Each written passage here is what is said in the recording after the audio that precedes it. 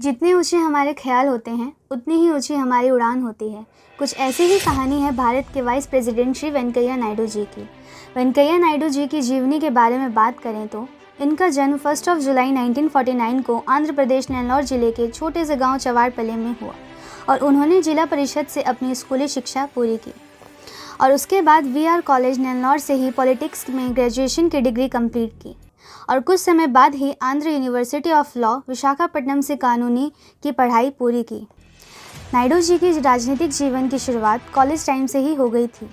वह अपने छात्र जीवन में लोकनायक जयप्रकाश नारायण जी की विचारधारा से बहुत प्रभावित थे और इन्हीं विचारधाराओं के आधार पर उन्होंने आपातकालीन संघर्ष में हिस्सा लेते हुए आपातकालीन के विरोध में सड़कों पर उतर आए, जिस कारण उन्हें जेल भी जाना पड़ा।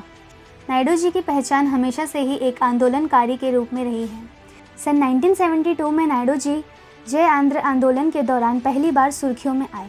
इस दौरान नेल्लौर के आंदोलन में सक्रिय रूप से भाग लेते हुए उन्होंने विजयवाड़ा से आंदोलन का नेतृत्व किया। आंध्र आंदोलन में मिली पहचान के बाद 1974 में आंध्र विश्वविद्यालय में छात्र संघ के अध्यक्ष के रूप में नायडू जी निर्वाचित किए गए।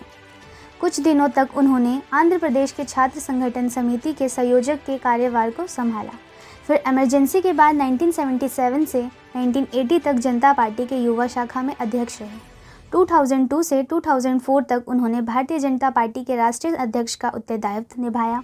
वह अटल बिहारी वाजपेयी की सरकार में केंद्रीय ग्रामीण विकास मंत्री रहे और नरेंद्र मोदी की सरकार में भारत सरकार के अंतर्गत शहरी विकास, आवास तथा गरीबी उन्मूलन और संसदीय कार्यभार को संभाला। और इसी तरह समय के साथ अपनी मेहनत और ईमानदारी से सफलता की सीढ़ी चढ़ते हुए नायडू जी को वो उपाधि मिली जहां तक पहुंचना लोगों का सपना होता है, अर्थात 11 अगस्त 2017 को वेंकैया नायडू जी भारत के उपराष्ट्रपति चुने गए। राजनीति से हटकर चैरिटी और उन्होंने स्वर्ण भारत ट्रस्ट नामक एक समाज सेवी संगठन की स्थापना अपने कुछ मित्रों के संग मिलकर 2001 में की। यह संस्था निर्धन लोगों, अनाथों और विशेष आवश्यकता वाले के लिए विद्यालय चलाती है तथा युवाओं और स्त्रियों के लिए प्रशिक्षण कार्यक्रम चलाती है।